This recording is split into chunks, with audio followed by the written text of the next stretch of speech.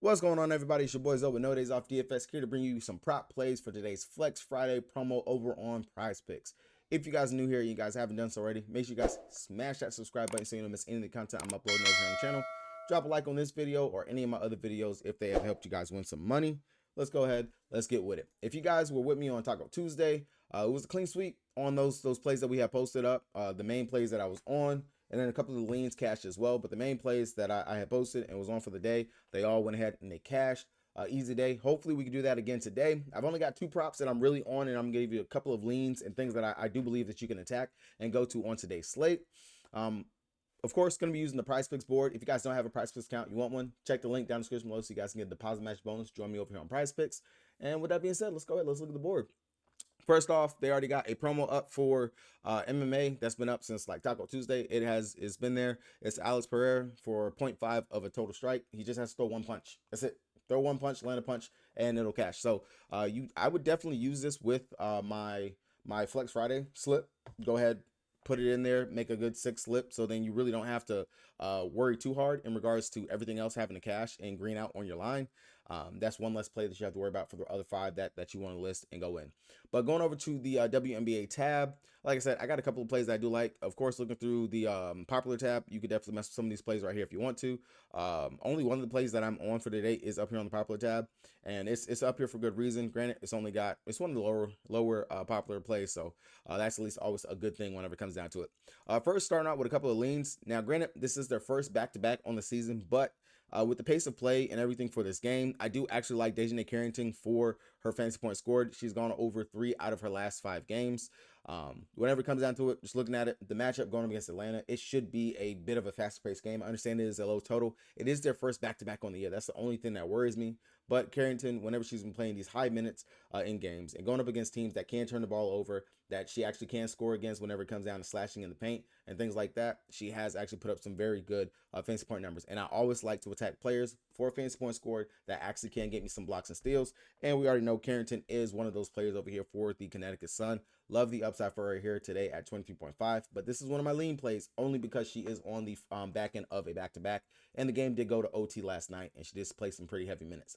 Now, my first main play and play of the day for me today is going to come over here on the assist tab. You can mess with the Alyssa Thomas 7.5 if you think maybe she's going to dish the rock today, or Diana Taurasi. But main play that I really want to get to, that's going to be my girl Natasha Cloud. 7 assists right here. She's only gone over, and I'm not going to count the push, 1 out of her last 5 games. But she has probably one of the not even probably has the best matchup on the board for assist at the guard position going up against the Sparks. Now, when she played going up against the Sparks earlier this season, she did drop 12 assists in that game, and that was without Brittany Griner being out there. She had 12 assists. And reading off a couple of the stat lines for the last 5 games that the Sparks have given up to opposing ball handlers, the main ball handler on the opposing team, we got Sabrina Ionescu, back-to-back games. No salute out there, mind you. She had 9 assists in both of those games. Going up against the Connecticut Sun, AT, we know she's the main primary facilitator in that game for that team. She had 7 assists right there for her. And then going up against the Atlanta Dream, really, it's a mixing pot in regards to who you actually think is the main primary ball handler. But I'll go with Haley Jones here. She only had 4 assists in 26 minutes. That's actually not bad for Haley. That's right around her average of what she averages for the season anyway. And then last but not least, the Minnesota Lynx. Courtney Williams went out there and she dropped 10 assists. So this is a team that can give up assist to the opposing guard or primary ball handler who actually sets up their team for plays. Really do like the upside for Cloud. We do know that she definitely can rack up the peripheral stats right there. Especially just having a threat down there and Brittany Griner, who should actually be able to go ahead and have a pretty good game. A correlation play that you can go to, which I don't mind taking as correlation, because if she's dishing the rock, someone has to score. Go take her with one of her primary scorers that should be out there, whether or not if you want to go with Copper, if you want to go with DT or Brittany Griner. My personal preference, this is a lean play right here that you can take, will be between Diana Taurasi and Brittany Griner. In regards to it, probably going to be leaning BG just because the matchup should be just easy for her to get a lot of those putbacks. And then also if they can she gets a seal down low, Cloud tosses it in to her. Easy buckets right there for her. DT depends if she can actually hit off the catch and shoot. Again, talked about it in the DFS breakdown in regards to it just being, all the days off and everything. in everything that she's had. But Brittany Griner, that point line 19.5, this should be one of her premier games that like what she's had early in the season, where she was popping off for 40 plus fantasy points in these like last 3 games right here. 24, 25, 28. I could definitely see her getting up to the 25-ish points on the slate. That is a correlation play that you can take with the Natasha Cloud assist, but Natasha Cloud's assist is the main play. My play of the day right there will be Cloud for more than 7 assists. And I like that play, of course, because it also gives us some push potential, but also the over should rock. Easy day. Second play. Going over to the fantasy point tab right here. Again, Carrington, that's a lean right there. There's a couple of plays that we can go with. Tina Charles, I actually don't mind that 31.5. That's another lean that I would actually take. Again, going against Breonna Jones, the usage and everything that Tina Charles has, especially if Ryan is still out, the upside is definitely there for her. In her last several games, she's only gone over 2 out of the last 5 games, and she did hit this in that first game that they did play going up against Connecticut earlier this season, but that's not going to be the one I want to focus on.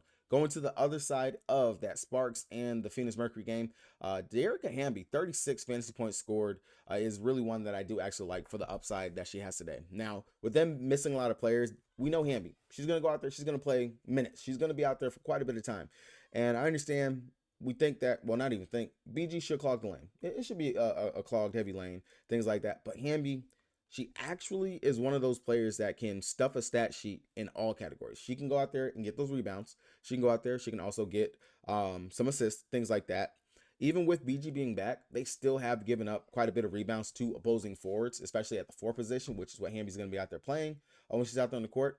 And any consolation, the first matchup where she played 34 minutes, she did drop 37 fantasy points in the matchup going up against them. Now, of course, that was without Brittany Griner. With Allen being the primary 4 that we should see out there taking the defensive assignment going up against Hamby, and just the upside with all the players that they have missing and the uses that she will draw right here, I do like the upside for it. A couple of the opposing forwards that have gone up against the Phoenix Mercury, even with Brittany Griner being back, you had Fee pop off for 46 fantasy points, Brianna Stewart 54 fantasy points, NECA had 33, Asia Wilson had 60.25 fantasy points, Monique Billings 31 fantasy points, Fee again 49 fantasy points, Ezzy dropped 45.25 fantasy points. So the upside is definitely there for Hamby to go ahead and pop off. Biggest thing, she just has to not have a whole bunch of turnovers.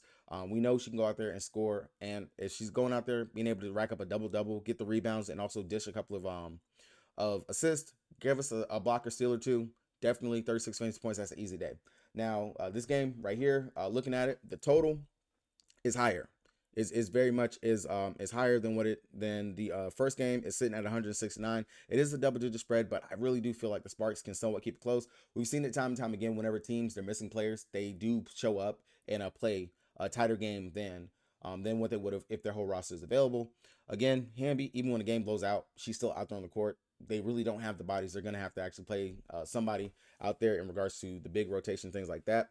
And I can definitely see if Lee gets herself into foul trouble, they don't want to really want Queen. I know she might be a little bit undersized, and BG will probably be able to beat her up, but we have seen where they play Hamby at the center position. So the upside for her, still, regardless, is going to be there. Minutes equal production. Production equals fantasy points. 36 fantasy points, easy day. If you don't like that one, look at the first half of fantasy point lines, but that'll be the second one that I do like on today's slate. You compare that up with the Cloud assist, and then also run in the first game, again, Tina Charles.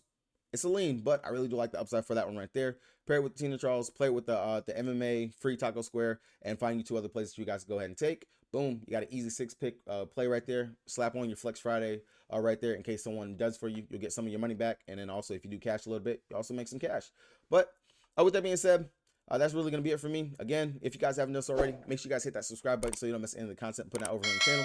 If you want my full list of plays and my boy BK and everyone else, Jay over here with the No Days family, check the link down in the description below for the Patreon. It's only $5. Promise you, you will make that back within your first week. Good luck to everybody. Have a good Friday. Peace.